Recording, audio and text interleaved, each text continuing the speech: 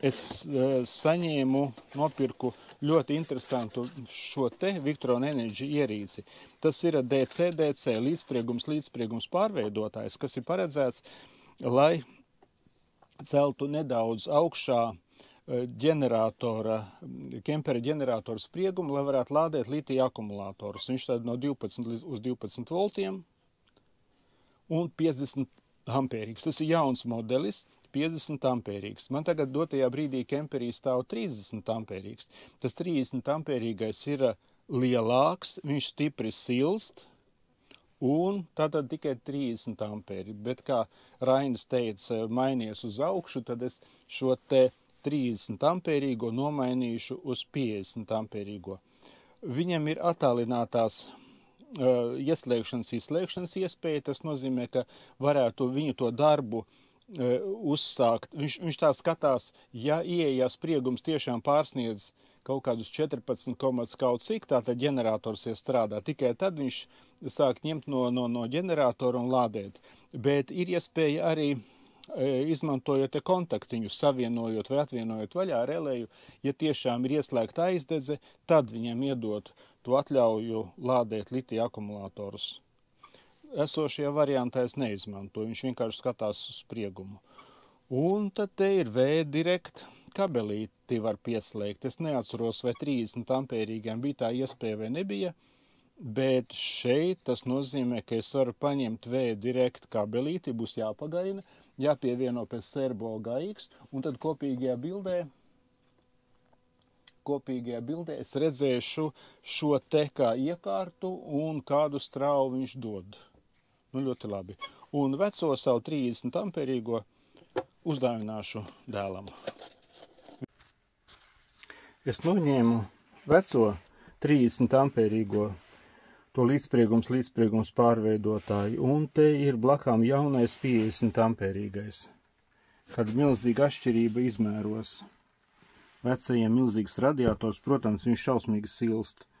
Un jauniem nav nekāda radiatora, vai tiešām viņš 50 ampērus varēs laist cauri. Nu, es to DC pārveidotāju vadus viņiem pievienoju. Droši vien jāpievieno kaut kādu distanci būs tālāk, lai labāk dzesējās. Un to es pieskrūvēšu vēlāk. Tagad es ieslēdzu fēnu un leduskapi. 163 ampēri raujās no visiem akumulatoriem. Es gribu mazlietiņi nosēdināt akumulatorus, un pēc tam es ieslēgšu, atvēršu vaļā garāžas vārtus un ieslēgšu motoru kemperi un pastīšos, kāda strāva skrien iekšā.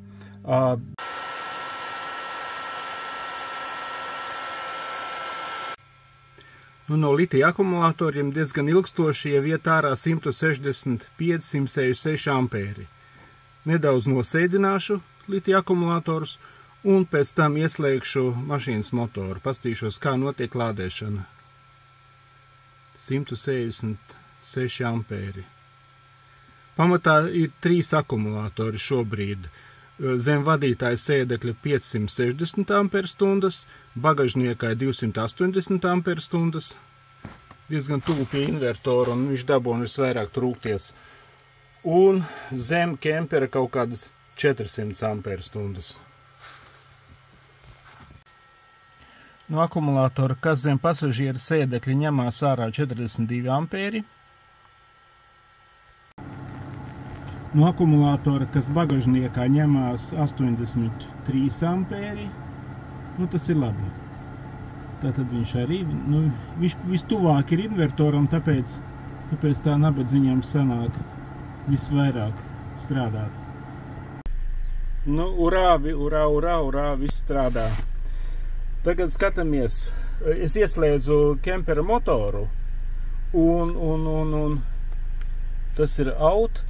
Nāk uz litija akumulatoriem 41,5 ampēri, 41,7 no kempera ģeneratorā. Un nāk iekšā, un tas pats būs noteikti. Pa Bluetooth pievienotajā tajā mobilajā telefonā redzu, ka 38–37 ampēri. Iekārta absolūti augsta. Kempera motors strādā. Šīs te stangas rāda arī 3,7, 3,8 ampēri. Tā, no Kempera ģeneratora nāk 13,11 volti.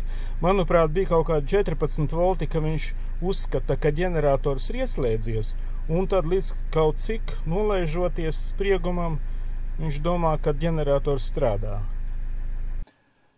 Nu tā, es pabeidzu šīs iekārtas nomaiņu, noņēmu šo te lielo veco 30 ampērīgo un uzliku to mazo 50 ampērīgo.